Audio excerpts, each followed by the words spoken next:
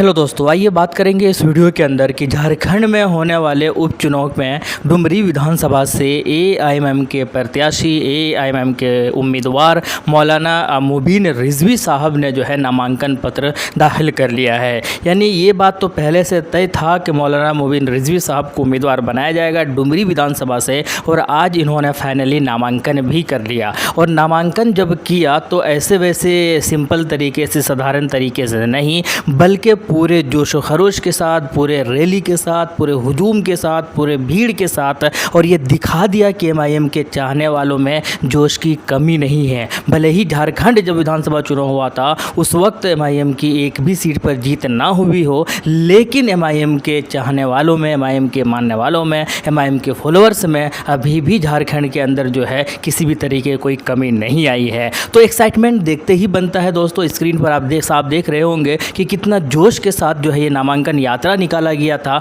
और नामांकन यात्रा करने के बाद भी लोगों के दिलों के अंदर खूब जोश भी है। और ये एआईएमआईएम के जो अधिकारी हैं झारखंड के, उन्होंने ये भी घोषणा कर दिया, तो ये तो उपचुनाव जो है एक झांकी है, और असली जो खेल होगा, असली जो पिक्चर है वो 2024 के अंदर होने वाले विधानसभा में आपको देखने को मिलेगा। साथ के साथ उन्होंने ये भी कह दिया कि 2024 के अंदर जब विधानसभा चुनाव होगा झारखंड के अंदर, तो उस वक्त जो है एआईएमआईएम के बिना सरकार नहीं बना पाएगी झारखंड के अंदर। तो इससे एक आइडिया ये तो लग गया कि बहुत सारी सीटों पर चुनाव लड़ने का प्लानिंग कर रहे हैं एएमएम पार्टी झारखंड के अंदर। इससे पहले भी जब 2019 के अंदर विधानसभा चुनाव हुआ था झारखंड के अंदर, तो एआईएमआईएम ने अपने कुछ प्रत्याशियों को मैदान में उतारा था।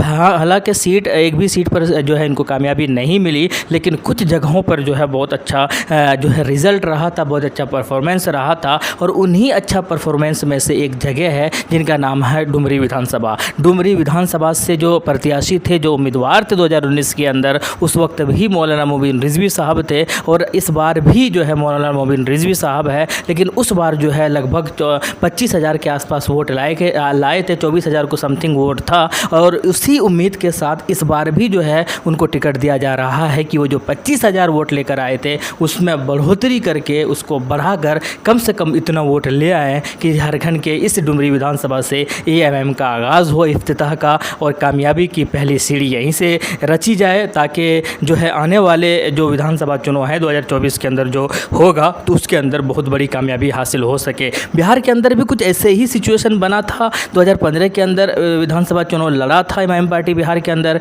लेकिन एक भी सीट पर कामयाबी नहीं हुई। भले ही 5 सीट पर लड़े थे, लेकिन उसके बाद जब 2019 के अंदर वहाँ पर चुनाव हुआ था, तो उपचुनाव हुआ था किशनगंज के अंदर, तो वहाँ से एमआईएम के उस उम्मीदवार जिनका नाम कमरुल हुदा था, उन्होंने जो है जीत हासिल करके बिहार के अंदर एक नींव रखा। और उसके बाद जब वहाँ पर चुनाव हुआ 1 साल के बाद, तो वहाँ पर फिर भी एमआईएम पार्टी ने 1 से बढ़कर 5 सीट पर जो है जीत हासिल की। तो वही कुछ उसी तरीके का कुछ सिचुएशन जो है झारखंड के अंदर भी बन रहा है, यहाँ भी उसी तरीके का जो है सिचुएशन तैयार हो रहा है। तो लोग यही उम्मीद कर रहे हैं कि उसी इतिहास को जो है एक बार फिर से दोहराया जाए, और झारखंड के ये विधानसभा जीत हासिल करके ये सीट निकाल के जो है एक नींव रखा जाए, और एक कामयाबी की पहली सीढ़ी यहीं से शुरुआत किया जाए, स्टार्ट किया जाए, ताकि 2024 के अंदर इन सीटों में बढ़ोतरी देखने को मिले। अब ये देखना है, हालांकि अच्छे खासे उम्मीदवार हैं, अच्छे खासे मुस्लिम वोटर्स भी है यहाँ पर, और अगर मुस्लिम और पिछड़े जो ओबीसी या पिछले वर्ग के लोग साथ आ जाते हैं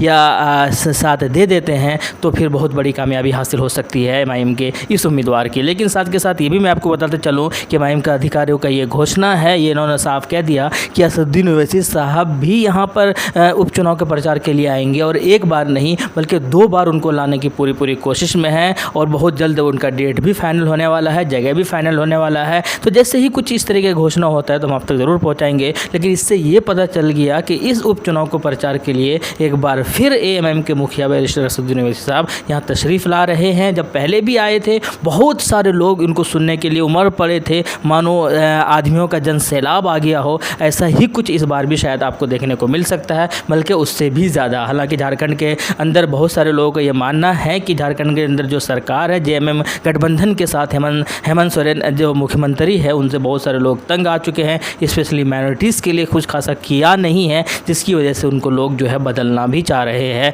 ऐसा खबरें और न्यूज़ भी आ रहा है। अब ये देखना है कि एमआईएम किस तरीके के प्रदर्शन करते हैं, किस तरीके का वोट लाते हैं और किस तरीके को। लेकिन इतना ज़रूर है कि विपक्षी दलों को, या यूँ कह सकते हैं कि बहुत सारे पॉलिटिकल पार्टियों को परेशान ज़रूर करने वाले हैं। इस बात की गारंटी तो मैं ले देता हूँ, क्योंकि MIM पिछली बार अगर 24,000 वोट लाती है और इस बार अगर और भी ज़्यादा लेकर आती हैं तो वो लोग जो सेकुलर नाम के पार्टियां हैं शायद उनको बहुत ज़्यादा परेशानियों का सामना करना पड़ सकता है MIM की वजह से। तो MIM के लिए शायद कहीं ना कहीं एक रास्ता भी खुलेगा आने वाले विधानसभा चुनाव के लिए कि इस तरीके के अगर वोट लाते हैं तो इनसे गठबंधन कर लो भैया, अदरवाइज़ ये सीट भी हमें गंवानी ना पड़ जाए। खैर, कुल मिलाकर आपका क्या कहना है कमेंट सेक्शन में बताइएगा ज़रूर। मिलते हैं नेक्स्ट वीडियो में। थैंक यू, जय हिंद, लव यू।